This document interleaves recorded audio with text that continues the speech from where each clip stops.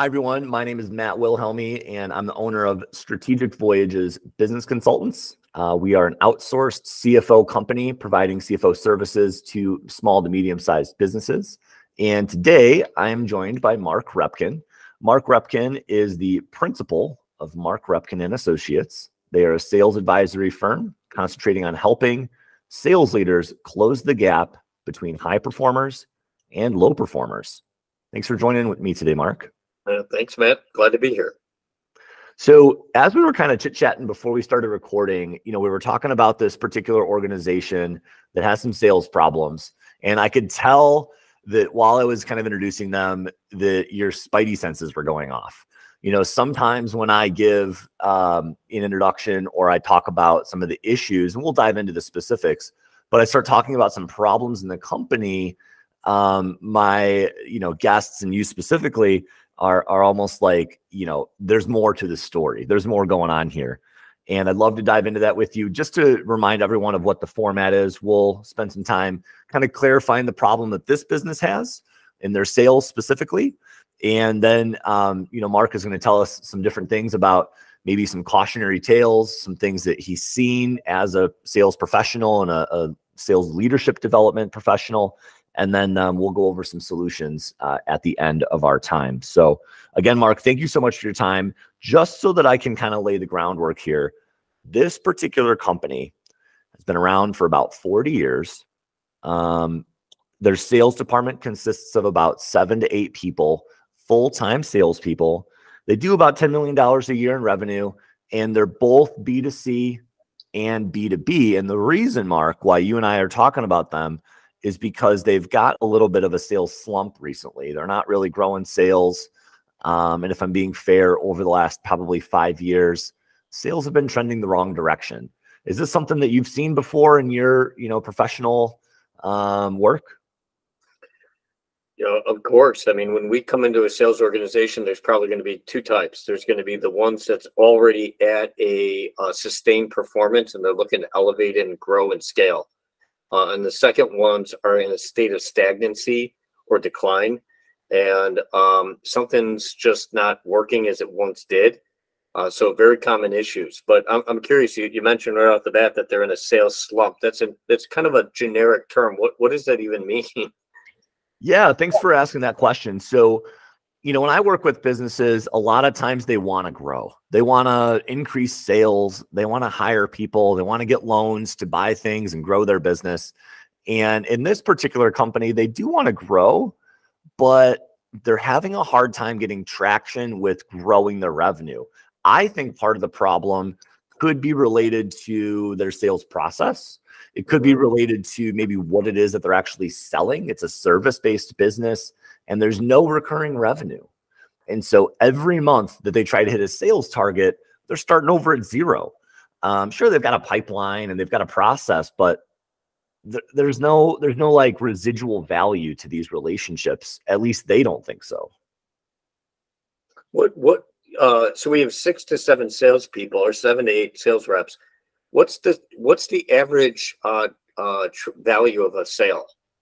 Do you have any idea? Ooh, that's a good question. Yeah, so it's a really large range, but I would say the low end, it's maybe $1,500, and on the high end, it could be 30 grand, and probably more in the middle. Those are very much outliers. I would say most of their business is probably in the middle of that range. Okay, so we got a $10,000 average job size, give or take, right? Okay, easy math. And what's the sales cycle look like? And I'm sure that there's a different sales cycle depending if they're selling to the B2C versus the B2B. Is that fair? Yes and no. I think the sales cycle is probably similar. Maybe the approval process just takes another layer or two in a business setting. But I would say that when they're being called to get a quote, that person's that's their sales process. They have a website, people call them, they want a quote for their service, and probably within a month, they're providing that service. Okay. And do you know what their close rates are? Their win rates, close rates? Well, this is maybe where your expertise could come into play. They think their close rate's 80-something%. Now, I'm not the sales expert. That's why I brought you in. but I don't know too many organizations with an 80% sales close rate, especially one that isn't growing sales. So something tells me that there's more to the story here. Yeah, you got that it, it kind of smells funny. It probably is funny. 80% close rate. And so the questions that we would start to dig into to understand that is to saying like, well, how is it that what's the formula that they're even using to actually quantify that number? Are they talking about the opportunities that they made a proposal on? It's like there's a whole bunch of dynamics that we could dive deep into, but that sounds crazy. If you're not growing sales and you're closing at 80%, that doesn't sound like a sales issue. That says we got a lead issue. Because think about what you just said. They're coming to us. We're not going out. We're got a website and people are finding us. So that means that the buyer is already in a state of looking for a solution. They already know what their problem is. And now it's just between A, B, or C, like the different options that they have. They call us and maybe we have a better mousetrap. So if they're closing truly at 80% of the opportunities they're getting, then the thing that I would say is, well, then, okay, is this a sales issue? Yeah, because it could be a lead issue, I think is what you're leading into, right? Correct. All right. Could be a lead issue and saying, listen, we just need to generate more leads to drive more traffic to us. So that's a really interesting point. I'm not sure that they think that that's the problem, but I have talked to the owners of the company, and they're pretty insistent that there's not a real opportunity to increase their leads. They just basically think it's that can't happen. Okay, so they're in a sales slump. What do they think the issue is? That's a really good question. I think that they're probably more relating their business to like the economy. When the economy is doing really well, they feel like that's when their business really takes off. And when maybe the economy is not doing so well, or people in the media are using the scary R word and talking about potential recessions, which I wish they would stop. They feel like their business kind of shrinks. It's almost like their service is like a luxury item that is really only wanted when the economy is doing really well. Yeah. I mean, wow, that takes me in all sorts of places, Matt, because if that's really the case, that's a scary place to be in, where I'm dependent on external factors in order to grow my business. So again, we have to look and saying, is this related to the sales? Is it a sales issue, or is it some other issue that's preventing us getting traction? And when I'm hearing about this economy, initially I start thinking about, all right, well, do we have, is it a product issue that it needs to be repositioned? Is it just gotten stale? Like, I don't even know what the product is or the service offering that we're talking about, but there's something else that's going on that requires a deeper exploration, that we can then say that this is clearly a marketing issue, a branding issue, a product positioning issue, or is it really, when we get the point to opportunity, from the time that we engage with a prospect to the time that they go through the sales process, that there's a stages, and there are predictable processes that we can have consistency in our sales organization, and we have consistency amongst our average close rates. High performers, they may be closing 40-60% of their deals, okay, but a low performer, what are they closing, and why is that? So that we can look at this problem from all different angles, but the angle that I think that I would offer expertise on is going to be on if it is a sales issue. That's a really great question, Mark. I think when I talk to them, or when they kind of talk about their cyclical nature, I guess you could say, as it's tied to the economy, my first thought is maybe, how do we get away from that? How in the world can we just detach ourselves from the economy? Because why would you want to have your business tied to the economy in the first place? I don't know anybody that would want that, but it might not be easy to actually disconnect it. But if you are able to, create some sort of value or service that's not necessarily economy driven, then you're able to kind of sit in that driver's seat like you're talking about. So, but I think what you said though is it might not be a sales issue. Could it be a leadership issue? Could it be a strategy issue? I mean, where does your thought process kind of go there? Yeah, clearly there is definitely a leadership issue going on here, because the leader is, are they just trying the same thing over and over? Are they are they fixing the right problem? And it could be a strategic issue that they really haven't pinpointed the root causes of their stagnancy and their growth. Let's back up a second and talk a little bit about the sales. I jotted a couple of notes here as you were talking about this. I'm curious on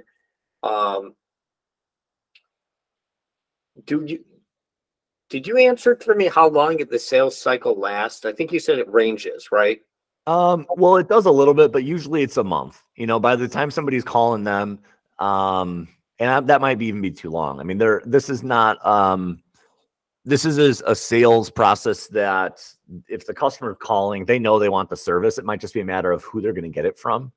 So there isn't really much of a sales cycle from the perspective of they don't know that they need it, and I have to try and convince them that they need it. These people are calling in knowing they need this service, but it's just more of a matter of probably price and convenience at that point. Okay, so let's just break this down to the best of your ability. I know it's not your business, so you might not have the intimate knowledge, but let's take a look at it as the percentage of the clients that they don't win is 20%. Why are they losing? That's a great question. I'm not sure. Okay. It might be price. I don't know. Okay. And have they done any have they gotten in to uncover that? Have they done any research or client, postmortems on their selling situations?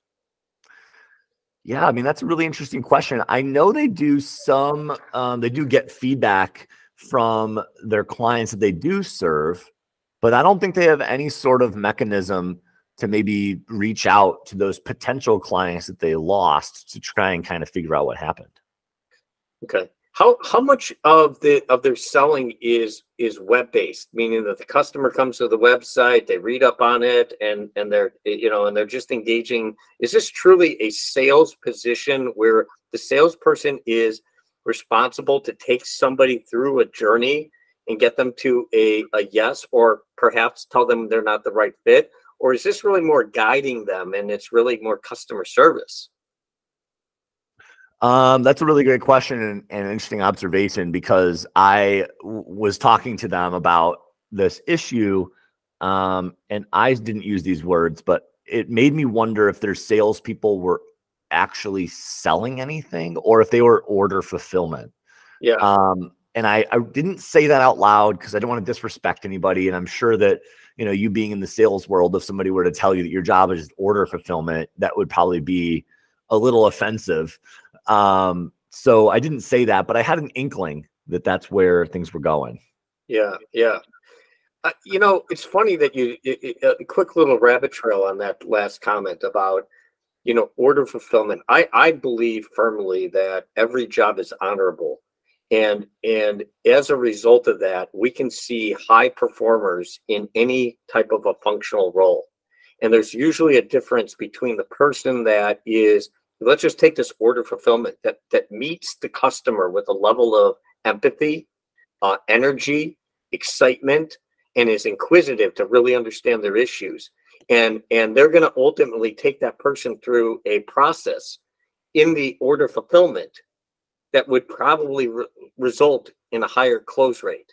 Whereas somebody else in the order fulfillment capacity can also be doing the same thing, but with lack of empathy, lack of engagement, lack of enthusiasm, and that would probably result in a lower performance. So I think that it shouldn't be a concern to throw out to the customer that, hey, listen, are they just being order takers? Are they just holding somebody's hand through the process of making a buying decision? And if that's the case, let's call it what it is and understand what are the other things that are preventing us from not having to rely on the economy.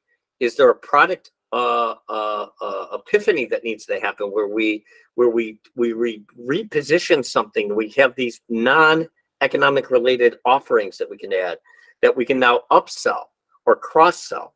We've all experienced this. I did a project for Comcast years ago, and when we went in, they said that this was back in the late in the early 2000s, and HBO and Showtime and all those kind of things. They were trying to get the agents that were receiving the phone calls to upsell premium services. So it was a little different than it is today, but I think the story will hold up. When people would call in, there were two types of agents that they had calling. The ones that would immediately try to sell the person on a premium service because that's where the incentives were. And then they had the other type of person that was really trying to solve the person's reason that they were calling, and they helped them quickly and accurately, and they built rapport in that moment. And as a result, at the end of it, instead of saying, okay, is there anything else I can do for you? They would say, hey, listen, I'm looking at your account and I'm curious, do you have children? Well, why? Well, I noticed that you have HBO, but you don't have HBO Family. Oh, are you aware of that? And then they would upsell them. So when we're looking at stagnancy in sales, if we really are, if that's all they have, the question is, what can I upsell them? How can I cross-sell them to something else? And when we focused in on at that point in that scenario, when we focused in on serving the customer's needs first, and then offering them some transitionary statements, sales went up. Yeah, so that's an interesting idea. Is kind of changing the conversation a little bit. We'll probably get into some of that a little bit in our next segment or two, but for now, let's just to kind of recap. We've got this sales issue, this slump in sales. Perhaps some people that are going to watch this video might be able to relate. Their sales team used to be amazing, used to grow sales. It's been kind of in a slump. And we're going to be talking with Mark Repkin of Mark Repkin and Associates to try and diagnose some of these root issues and come up with a solution and maybe even a strategy here in our time together. So stay tuned and check out this next episode.